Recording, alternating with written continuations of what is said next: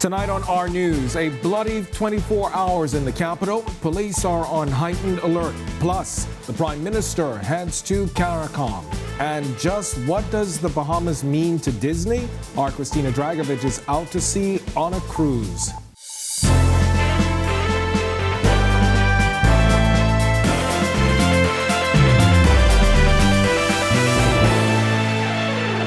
Welcome to our news and thanks for joining us. I'm Kendino Knowles. The bloodshed continuing on the streets of the capital with 3 more murders and a police-involved shooting in the past 24 hours. We begin with police being called to a murder off Shirley Street near Santee.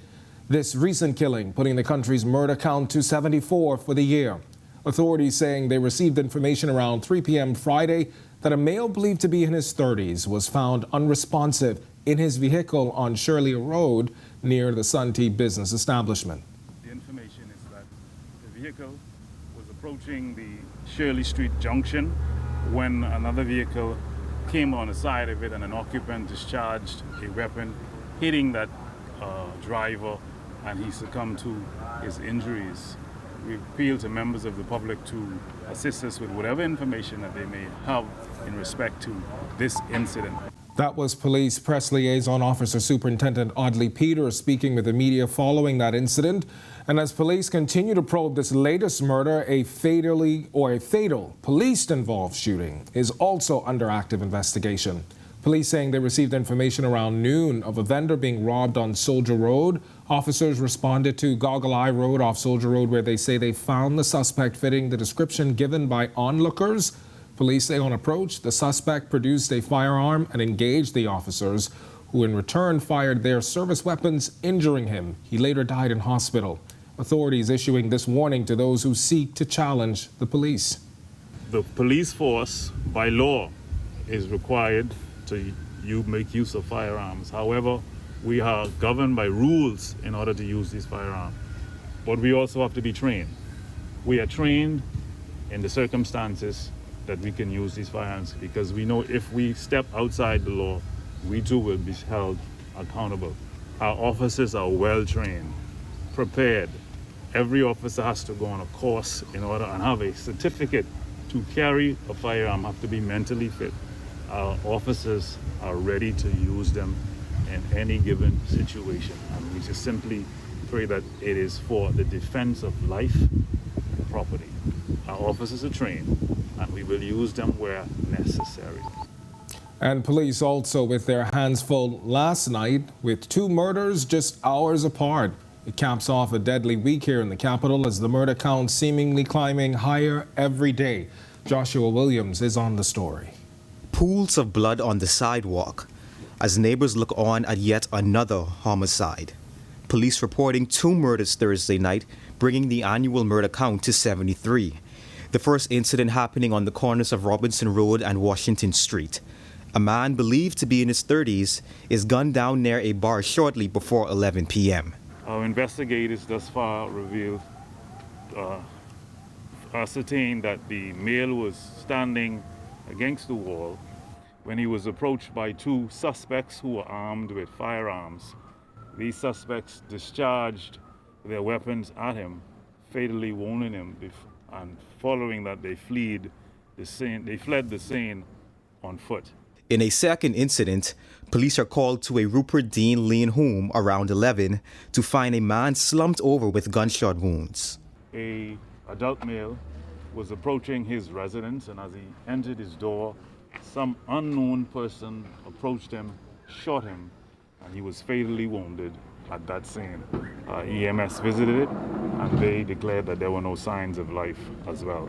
These 2 killings capping off a week of murders. Police now pleading with the public to try and help curb the violence. Ladies and gentlemen, citizenry, we encourage you.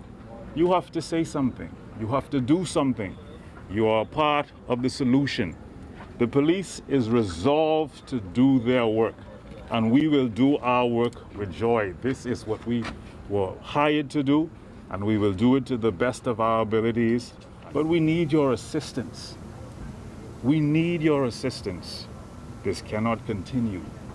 All of us must do Police say that they are following significant leads in both of these latest homicides. Reporting for our news, I'm Joshua Williams. Meanwhile, Minister of Youth Mario Boleg also weighing in on this increasing wave of murder at an event earlier today, particularly as more young people are either the victims or suspected perpetrators in these violent crimes. We have almost been in a position where we would have almost lost a generation in the past 2 years because of the pandemic, where our young gentlemen would have moved to the life of crime because there was no positive activities going on. And that is one of the main reasons, myself along with the Minister of National Security, Minister of Education, understand that we must put positive activities back in place that would keep those idle hands active. And police also crediting their partnership with the community for a recent arrest and removal of firearms off the streets. I can happily say that in another instance, a short time ago, we would have arrested a number of individuals in a parking lot with 4 firearms in their possession in a vehicle. So again, I thank the members of the public who have stepped up to the plate in furnishing us with information. That was Police Superintendent, Press Liaison Officer, Police Superintendent Audley Peters. And some recent alleged incidents at the state-run hospital, prompting health officials to reassess existing security protocols. One alleged incident involving illicit drugs and another involving the alleged sexual assault of a minor. Health Minister Dr. Michael Darville says the protocols currently primarily include metal detection. We're looking at the various private contractors who are at the hospital and whether or not an audit needs to be done with the type of security individuals that are at the facility. And the Prime Minister and a delegation is off to Suriname for the meeting of CARICOM, which he will address this Monday. The Bahamian ambassador to CARICOM, Leslie Miller-Bryce, is in that delegation. We'll have more on that and what's expected in a moment. But first, it's time now for your first look at temperatures. Meteorologist Greg Thompson is standing by in the Weather Center. Greg? Thanks again, Dana. Welcome everybody for our first look at weather on this warm and, comfortable Friday evening, end of the week kind of time. Partly cloudy skies outside our studios, temperatures in the mid-80s, 85. Still have that breeze out there, east-southeasterly wind flow at 15 miles per hour, and your feels like temperature, comfortable 89 degrees as well. Satellite view, quiet across area. That ridge of high pressure is building in from the east, and it's going to continue to spread across area. Most of the weather activity is now well to the north of us at our upper level trough is weakened, spinning across Cuba. Not much weather associated with that, but all in all, it should be a beautiful evening and great weekend expected. That's your first look at weather. Your extended forecast is still to come. All right, thanks a lot, Greg. And still to come on our news, the Prime Minister off to Suriname for the meeting of CARICOM heads of government. Plus, find out the opportunity that is helping to put money in the hands of entrepreneurs. And later, a widow's story. Jared Higgs tells us about the road to finding peace. It's all coming up when our news returns.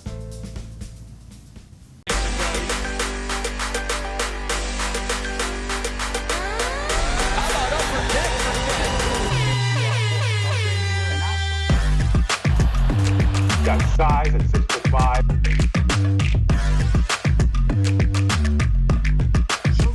Hi, this is Shamika.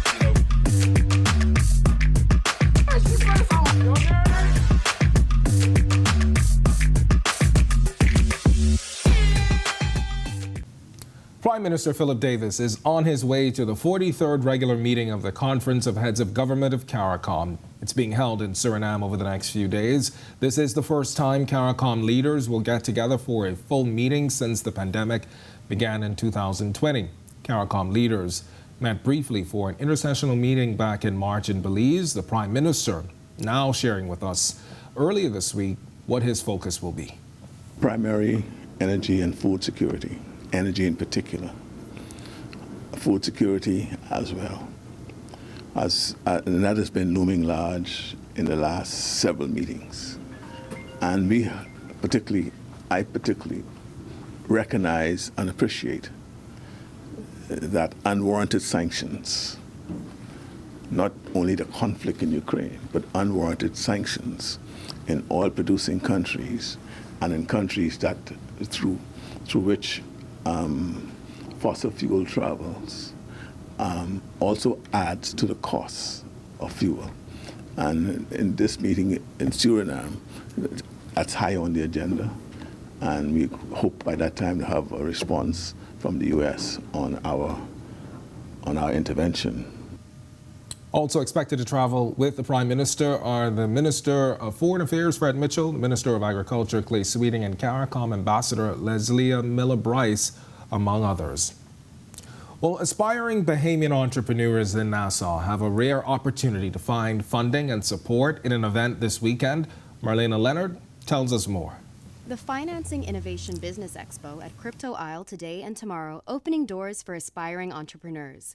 Chairman of the Bahamas Development Bank, Quinton Lightbourne, shares how the expo hopes to impact Bahamian entrepreneurs. Putting entrepreneurs in the position or the facility to be able to see that access is there and available for them has been one of the key things that we wanted to do. And so that's what we look forward during these past 2 days, or what we want to do to ensure that entrepreneurs know that financing and funding is out there and how to maximize and access that. Although the expo ends tomorrow, the opportunities do not, says Acting Prime Minister Chester Cooper, if entrepreneurs make the most of the expo. And I encourage you to make the necessary linkages today, tomorrow, to ensure that you get in the front of the decision makers and you pitch and you tell your story to ensure that you don't just have a good time over the next day and a half, that you close the deal. Reporting for our news, I'm Marlena Leonard. All right, thanks a lot, Marlena. When our news comes back from the break, the story of a widow who is finding peace after her husband's death in monster storm Dorian. And later, we get a glimpse of what's to come in the Disney expansion at Lighthouse Point, Eleuthera. The details when our news returns.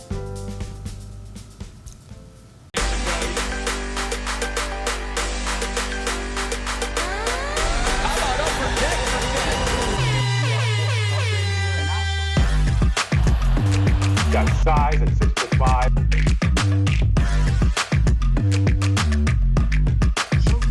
Hi, this is Samir.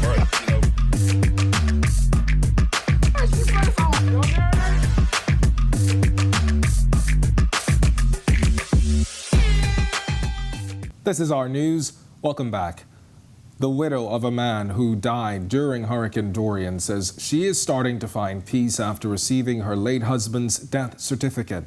Jared Higgs tells us that for her it marks an important part of the process of finding closure. It's not a victory because my husband is still not alive, you know, but it's a way of moving forward. 54-year-old Merlene Capron is seeing brighter days after a catastrophic storm took her husband of 27 years. Especially when you've been with someone all that years, you know everything about the person. Likewise, the person know everything about you. Capron's husband, James Ricardo Capron, died during the passage of Hurricane Dorian. However, the 49-year-old was one of dozens of victims who weren't positively identified in the storm's aftermath. Listed as a missing person, Capron's family and many other families struggled with the idea of having to wait 7 years to receive a death certificate. With me, I have to be from A1, A2, I mean like that, you know. I get the run around. I ask questions where to go, what to do, how to do it, and these people giving me the runabout. I never gave up, because God never gave up on me. A coroner's inquest into Hurricane Dorian victims has provided major relief and closure to people like Capron. After hearing evidence from witnesses, 22 victims were declared dead, including James Capron. Less than 3 years after his death, his wife is now in possession of the death certificate. God is good, sir. That's the only thing I said when I received it. Thank you, God. God is good, man. You know, it's not a victory because my husband is not here alive, but, you know, it's a way moving forward to the next level. I initially spoke to Capron back in May 2020 after government conducted a mass burial for 55 unidentified Hurricane Dorian victims. Capron was outraged then that she wasn't invited to the burial.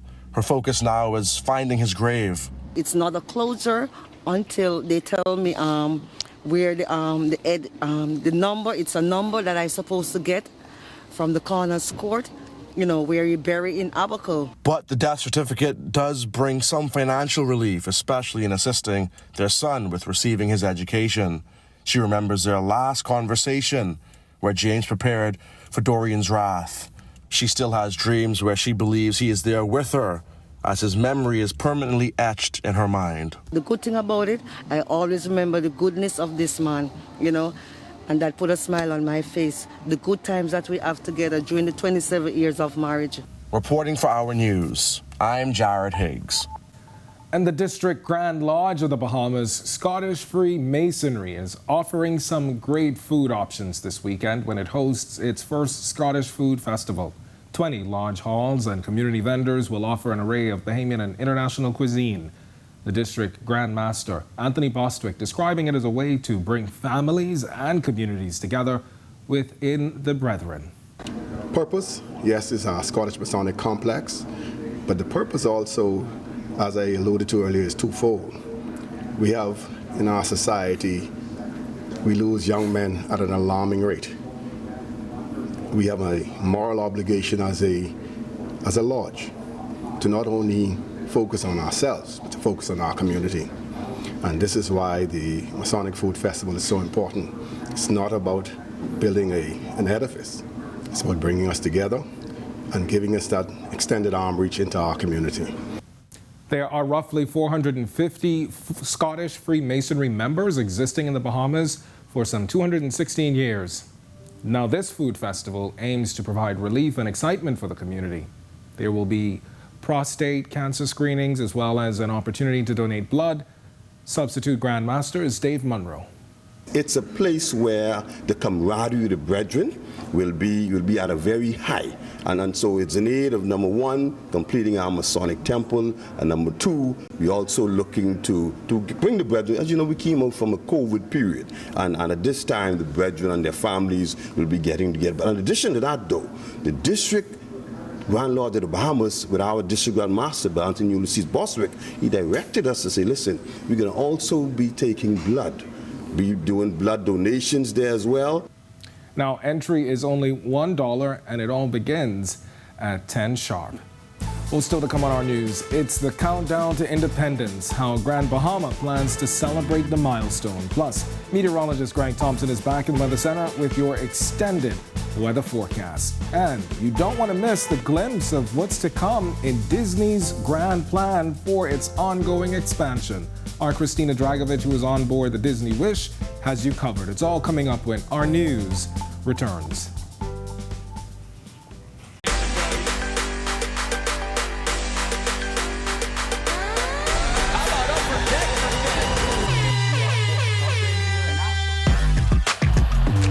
Got size at 6'5".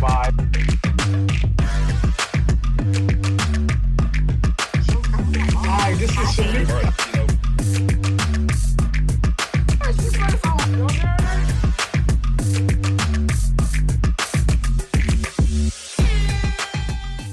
This is our news. Welcome back. The nation's second city gearing up and ready to celebrate the country's 49th anniversary of independence. Megan Shepard reports that after back-to-back disasters, Monster Hurricane Dorian and the ongoing pandemic, the island's minister says it is time to celebrate our country's history. We want to see those Bahamian flags raised, and we want to see the Bahamian colors, and we want to reiterate to the world, to the community, that yes, we are proud to be Bahamian. Minister for Grand Bahama, Ginger Moxie, excited to celebrate the 49th anniversary of independence and is hoping Grand Bahamians get the same spirit for many reasons. The residents of Grand Bahama will unite as a community to give praise and thanks to God for His grace and mercy and His continued guidance and protection after everything this island has been through. She is crediting the Grand Bahama Independence Committee for putting together an exciting lineup of activities, starting as soon as Thursday. At the 8 Mile Rock Fish Fry and Unity Rush Out in Sunset Village, 8 Mile Rock at 7 p.m. 4 Category 8 Junkanoo groups, the Swingers, Classic Dancers, Superstar Rockers, and Platinum Knights will bring a spectacular show to 8 Mile Rock. We are supporting the vendors at the 8 Mile Rock Fish Fry, and we invite the public to join us. There will also be many independence traditions, like the ecumenical service, National Pride Day, a National Day of Community Service, to name a few. Flag raising ceremonies in the West District, East District, Freeport City. July 8th, also Independence Reception. July 9th, Independence Park Cultural Extravaganza at Independence Park. July 10th, Independence Cultural Explosion, Port Ukiah Marketplace at 6 p.m. And July 11th, the return of Pelican Point Coconut Festival at Pelican Point, East Grand Bahama. Minister Moxie adding that after a number of trying years for the island, all Grand Bahamians to try to support and to showcase their pride, as the island is starting to show positive signs of growth and recovery.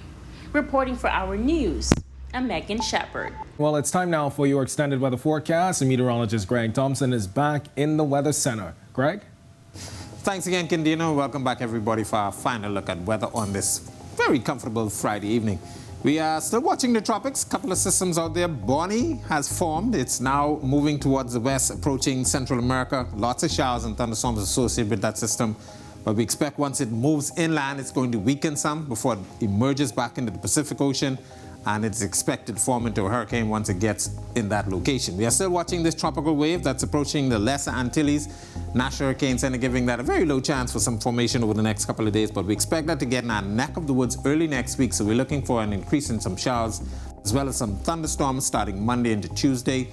And once that system gets out of here, high pressure will dominate our weather. The remainder of the tropics, a couple of tropical waves, a very strong one coming off of Africa, and we will continue to monitor tropics over the next couple of days. Boating forecast for all areas tonight through tomorrow. Small craft caution still in effect for everybody. East to southeast winds at 15 to 20 knots. Sea is very choppy, 4 to 7 feet over the ocean. Your high tide will be at 10:27 tonight. Here's a look now at your national forecast.